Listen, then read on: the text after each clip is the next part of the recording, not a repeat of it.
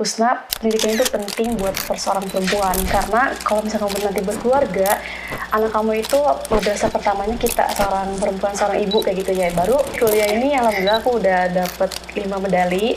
Kalau 5 medali ini 1 medali emas, 2 medali perunggu dan 2 medali perak di kategori Olimpiade Sains Nusantara senasional.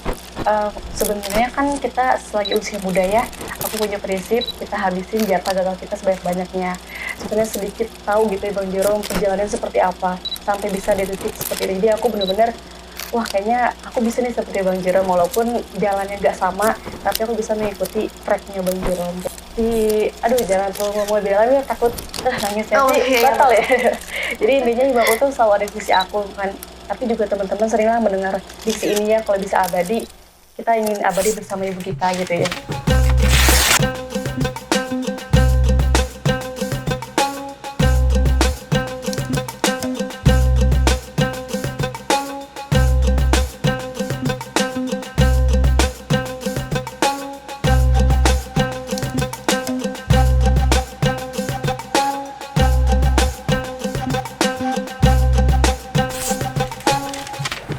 Bismillahirrahmanirrahim. Assalamualaikum warahmatullahi wabarakatuh. Halo Ikhwan Mandala, kembali lagi di Sarmada, sajian ringan hikmah Ramadan. Nah, di episode kali ini Ikhwan Mandala bakal ditemenin bareng aku Tika. Tapi tenang aja, aku gak akan sendiri karena tentunya aku akan ditemani oleh mahasiswa berprestasi Fakultas Dakwah dan Ilmu Komunikasi, Program Studi Ilmu Komunikasi Jurnalistik. Penasaran kan siapa di Ikhwan Mandala? Langsung aja, ini dia Husna. Halo Husna. Halo Tika. Halo, gimana kabarnya nih?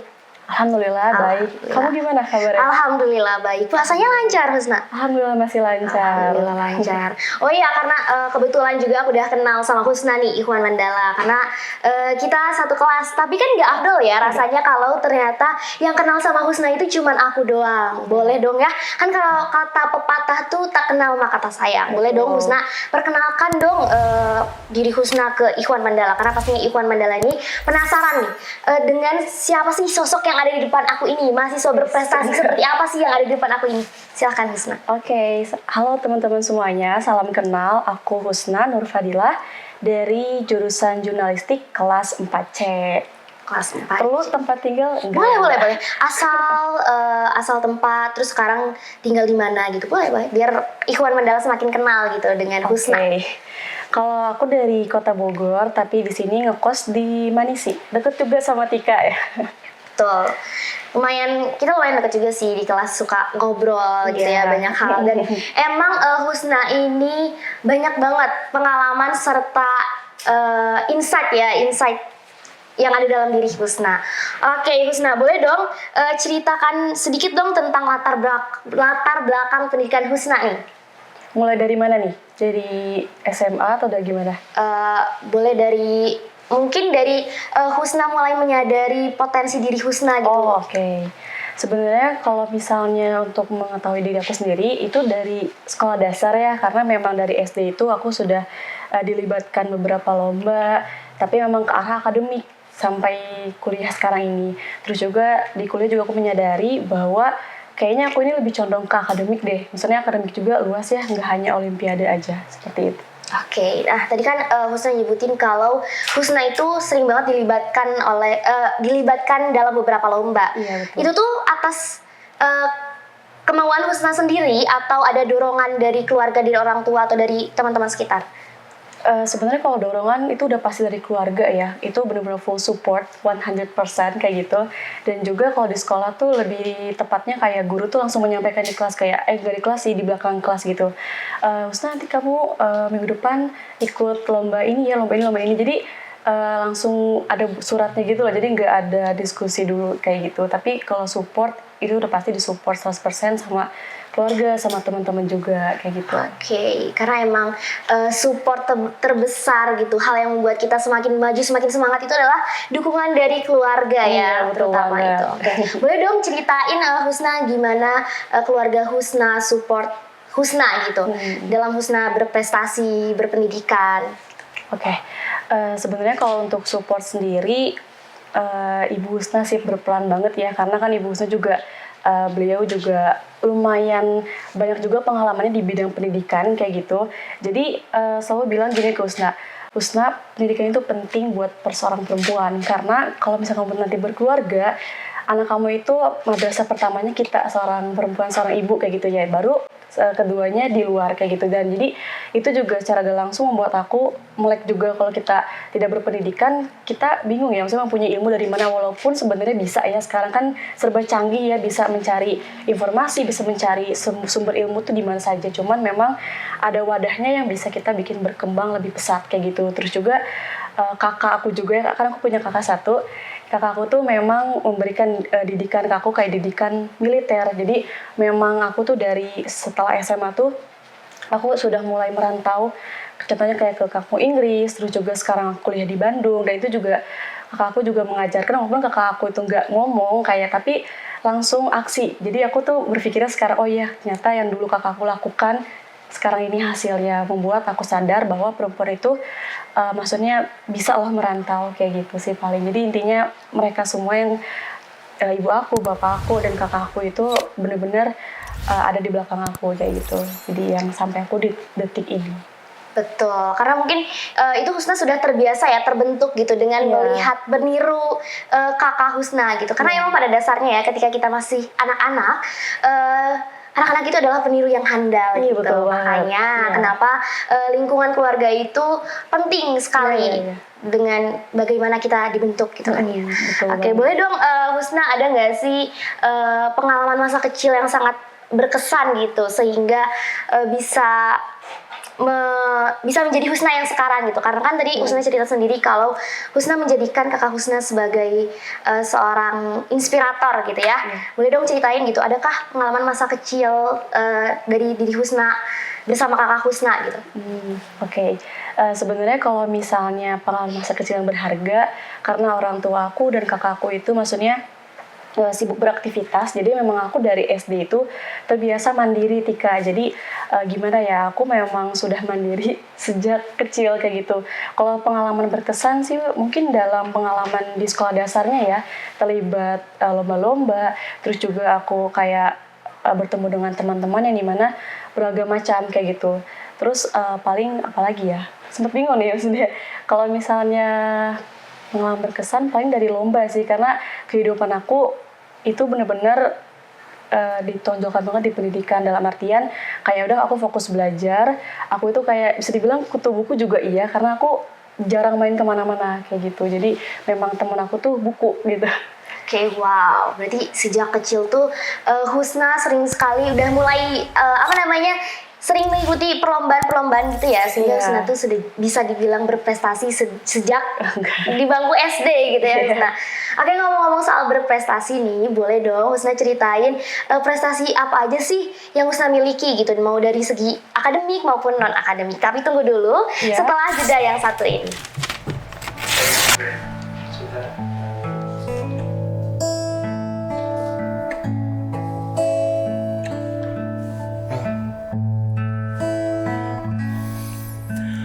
Demi jiwaku yang ada dalam genggamanmu, bawa aku menuju jalan-jalan ke arahmu.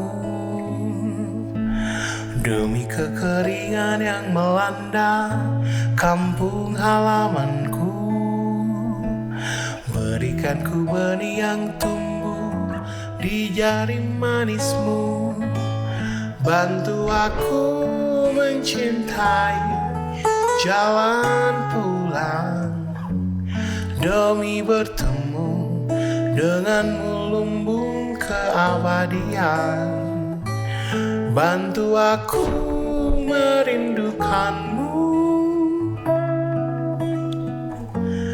tanpa apa, tanpa aku, hanya engkau.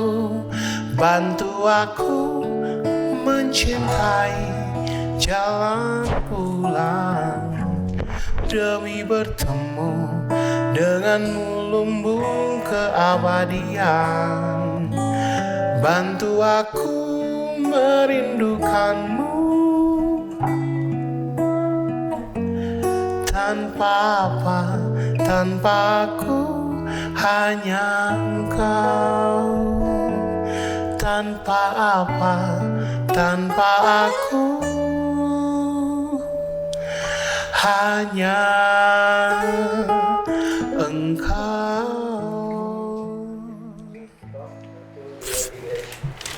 Oke, Ikhwan Mandala, kembali lagi di Sarmada, sajian ringan hikmah Ramadan. Bareng aku Tika dan tentunya masih dengan narasumber yang sama ya, yaitu Husna. Nah, tadi kan aku sudah nyinggung soal prestasi apa saja gitu ya yang Husna miliki, mau itu akademik maupun non akademik. Boleh dong Husna sampaikan gitu, kasih tahu ke teman-teman ke Ikhwan Mandala apa saja sih prestasi-prestasi yang Husna sudah capai hingga saat ini. Oke. Sebenarnya kalau misal prestasi sendiri gak begitu banyak banget ya, cuman memang di SD contohnya aku pernah dilibatkan di lomba siswa berprestasi tingkat kota, terus juga ada ikutan lomba ngadongeng. Walaupun kan aku tinggal di Bogor, aka Sunda gitu ya dimana sampai detik ini tuh aku kalau bicara Sunda masih gak bisa gitu, bukan gak bisa ya, maksudnya bisa mengerti, tapi untuk membalas percakapan tersebut masih kurang lancar. Tapi pas di SD lucunya itu aku dilibatkan di lomba ngadongeng bahasa Sunda full.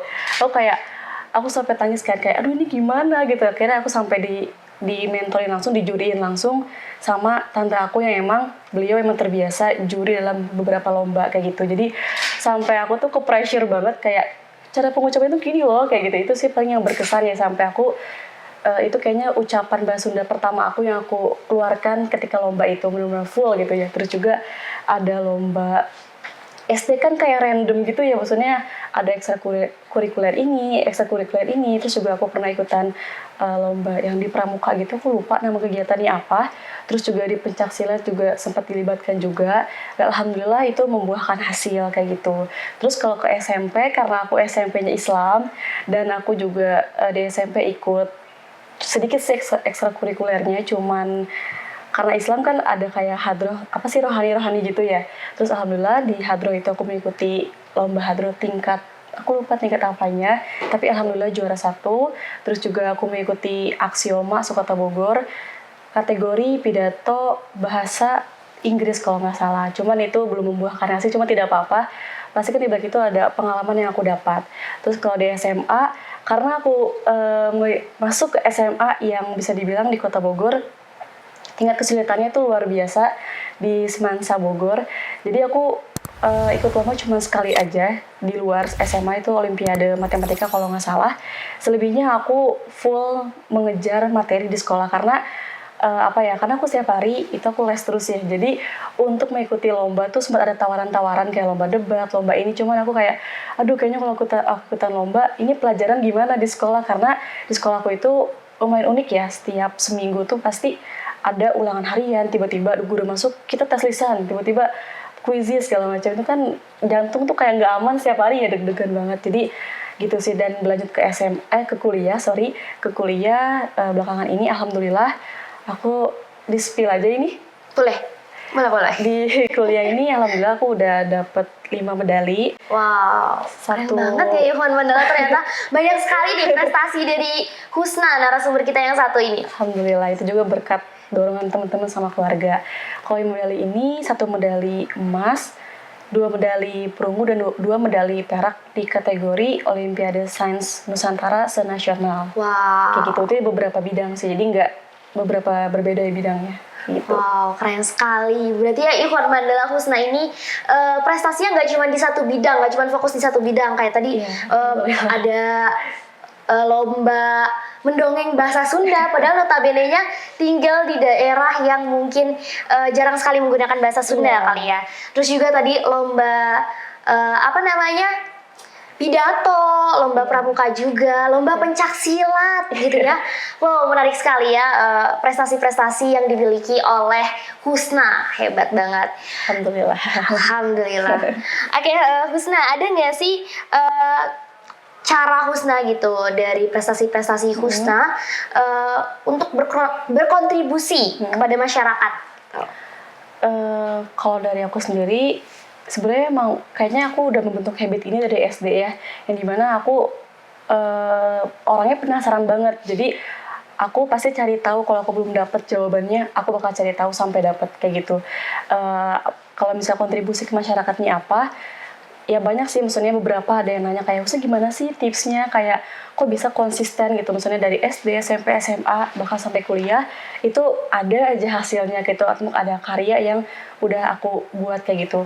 Paling kalau dari aku, biasakan gitu ya, mungkin bagi teman-teman yang masih SMP, SMA, kuliah gitu, masih berpendidikan, kalau aku sih membiasakan sehari sebelum pelajaran itu mulai, aku membaca dulu seperti itu. Misalnya, oh besok nih materi ini aku baca-baca dulu, walaupun kayak di kuliah sekarang kan dosen gak wajib beli buku gitu ya, tapi kan sekarang udah ada banyak jurnal, pasti aku baca-baca dulu untuk abstrak dulu, jadi pas besok ada gambaran lah kayak gitu, dan seterusnya kayak gitu. Jadi ketika nanti ulangan pun aku tidak harus belajar dari nol kayak gitu untuk kontribusi ke masyarakatnya.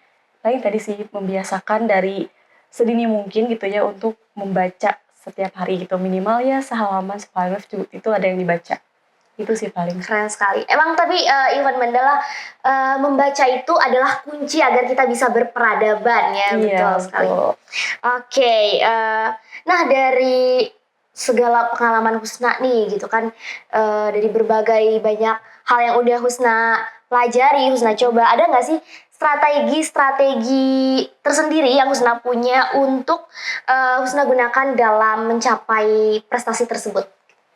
Strategi khusus gak ada sih sebenarnya, intinya mau aja kayak gitu. Jadi ketika aku contohnya prepare mau lomba, itu bener-bener aku mengenyampingkan yang namanya distraksi kayak handphone, laptop, gak nonton TV, pokoknya bener-bener off, fokusin aja 2 hari 3 hari. Setelah itu ya adalah kayak teknik Pomodoro, ya itu intinya. Jadi kayak misalnya kayak berapa menit belajar, berapa menit refresh, berapa menit belajar lagi, seperti itu. Paling itu strateginya. Terus biasanya aku kayak misalnya mau lomba nih, kayak misalnya aku siswa berprestasi atau lomba olimpiade, biasanya aku tuh nalar materi seperti itu. Jadi entah itu aku minta tolong ibu aku, Bu coba ibu pegang materinya, ibu tanya-tanya ke Husna, nanti Husna jawab, atau Husna mencoba dikte apa yang udah Husna dapat, seperti itu. Terus juga kalau enggak aku nalar, strateginya sebenarnya aku ini sih sering ngomong sendiri depan kaca kayak gitu. Jadi mengeluarkan isi pikiran aku kayak gitu. Tuh intinya harus ada kemauan ya. Iya betul banget. Benar. Karena tanpa ada kemauan kita jadinya gak mau buat bergerak gitu ya. Iya benar. Gitu, semua itu harus berawal dari diri kita sendiri. Iya benar banget. Sekali. Nah Husna, kan tadi Husna bilang kalau Husna sempat ikut lomba yang tapi Husna nggak dapat ya itu kan. Nah itu tuh berarti ke Husna menjadi sebuah kegagalan gak sih gitu bagi Husna? Sebenarnya kan kita selagi usia muda ya, aku punya prinsip kita habisin jatah gagal kita sebanyak-banyaknya. Sebenarnya kalau ini beda sudut pandang ya, bisa ada yang bilang ini gagal, bisa ada yang bilang ini sebuah ya udah pengalaman aja. Tapi bagi aku bisa semuanya kayak gitu. Jadi semakin pas aku dapat, oh aku ternyata nggak lolos, nggak apa-apa, nanti pasti di balik itu Allah punya rencana lain seperti itu. Jadi bisa aja aku menganggap sebuah kegagalan, karena kan tadi bilang di awal prinsip aku kita habisin jatah gagal kita di usia muda agar di usia tua tinggal menikmati hasilnya kayak gitu. Oh betul sekali. Oke, berarti cara Husna mengatasi tantangan tadi ya dengan cara yaudah nggak apa nikmatin dulu aja gitu gagalnya, karena kan usia kita masih muda ya, masih banyak kesempatan kita yang apa ya di lain hari gitu, masih banyak kesempatan kita nanti di lain hari yang lain. Oke, nah terus Husna gimana sih cara Husna agar terus mengembangkan diri Husna gitu? Kan tadi Husna bilang kalau rasa penasaran Husna itu banyak ya gitu kan, pasti dong Husna kayak pengen buat belajar lagi, cari tahu lagi. Nah itu kan berarti bakal menjadi suatu pengembangan kan buat diri Husna sendiri. Ada nggak sih cara Husna gitu buat ngembangin hal itu dalam diri Husna? Oke.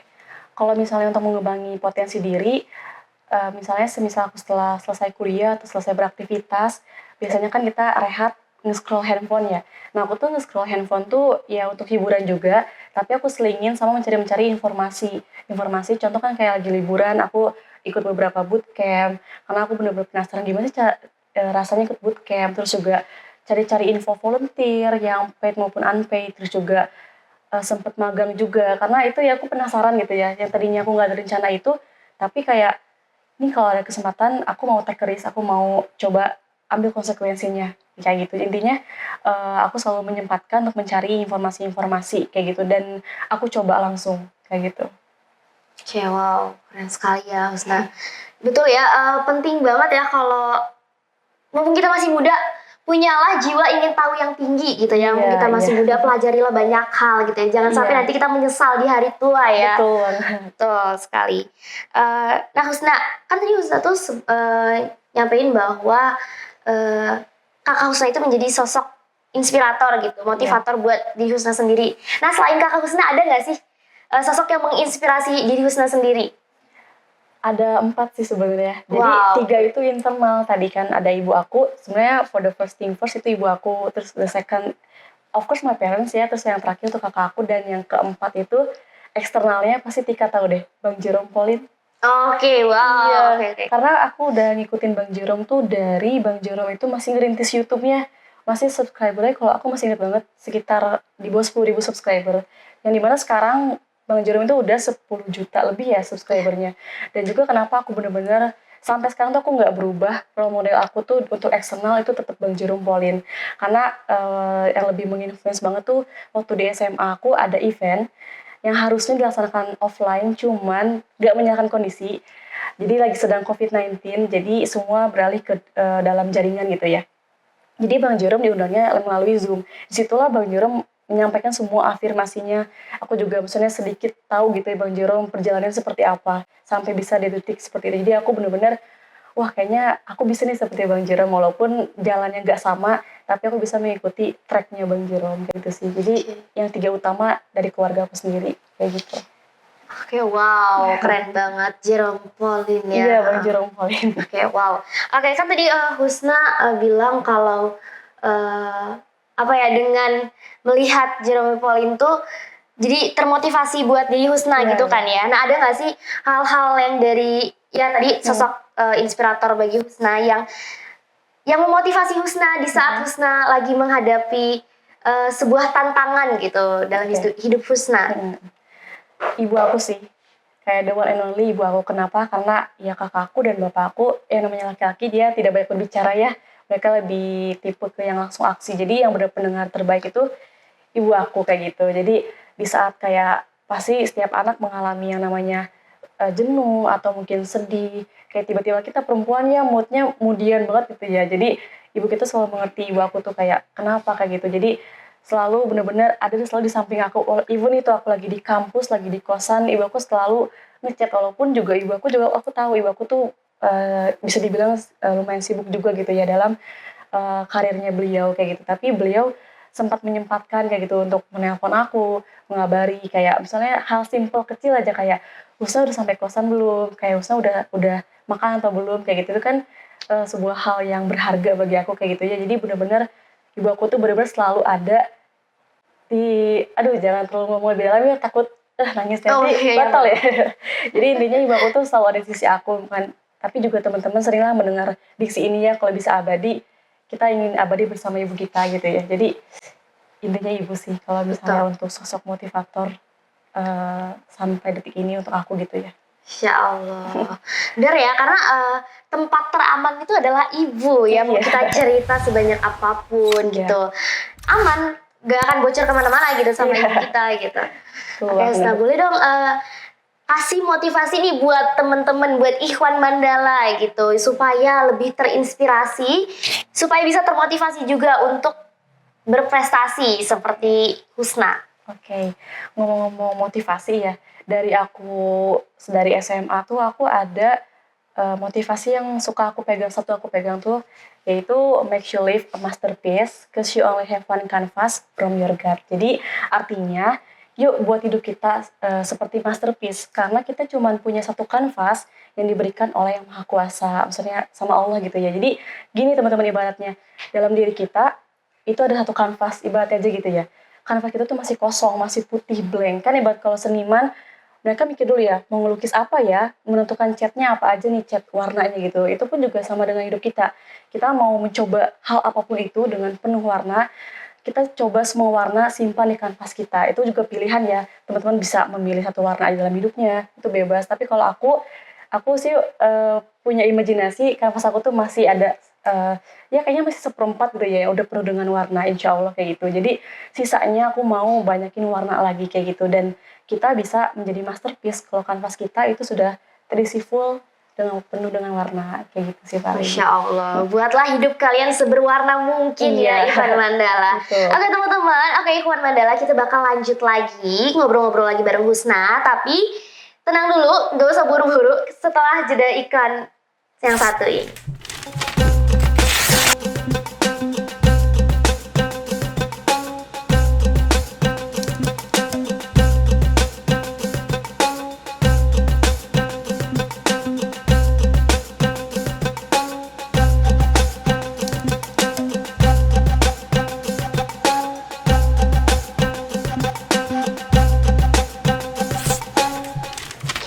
Oke, Ikhwan Mandala, kembali lagi bareng aku Tika tentunya, dan narasumber kita nih masih dengan Husna. Oke, teman-teman lanjut lagi ya, kita ngobrol-ngobrol lagi, bincang-bincang santai bareng Husna. Oke Husna, kan kita tuh berada di segmen Sarmada ya, sajian ringan hikmah Ramadan gitu ya. Ngomong-ngomong soal Ramadan, kan sekarang lagi bulan Ramadan ya, dan Iya. ini tentunya akan di-up selama bulan Ramadan dong. Iya, iya. Nah, aku pengen tahu dong, apa sih makna gitu. Bagaimana Husna memaknai bulan Ramadan buat diri Husna sendiri? Oke, karena bulannya bulan suci yang dimana cuma setahun sekali datangnya ya, maka dari itu aku nggak pernah menyia-nyiakan kesempatan ini. Yang dimana nggak cuma dunia yang aku kejar, pasti akhirnya aku kejar kayak gitu ya. Contohnya, Masya Allah. kan kuliah tetap berjalan ya, walaupun sekarang nih ada isu-isu efisiensi yang dimana online ya banyaknya gitu ya, tapi tetap kan kita harus tetap belajar seperti itu. Jadi aku intinya mau memaknai bahwa Ramadan ini juga aku bakal kejar baik secara dunia maupun akhirat kayak gitu. Jadi untuk mendapatkan, pastinya mendapatkan ridha Allah, gitu aja sih. Oke, Masya Allah, tabarakallah ya Ikhwan Insya Mandala. Allah. Masya Allah. Ya ibu ya. Oke, nah ada nggak sih cara Husna gitu untuk tetap berkarya, berprestasi gitu, terutama dalam bulan Ramadan ini gitu. Boleh dong kasih tips and triknya buat Ikhwan Mandala yang ada di rumah. Oke. Walaupun sebenarnya lagi bulan puasa, apalagi kita menggarap kayak perlombaan atau kayak mau membuat karya, itu pasti hambatannya besar banget ya. Maksudnya kan menahan lapar, menahan kayak pikiran juga terkuras gitu ya. Waktu juga udah pasti. Tapi kalau memang pas di kuliah, aku setiap lomba itu kebetulan memang bukan di bulan Ramadan. Aku ini flashback aja ya waktu SMP, ini mana aku waktu itu ikutan lomba hadroh ya.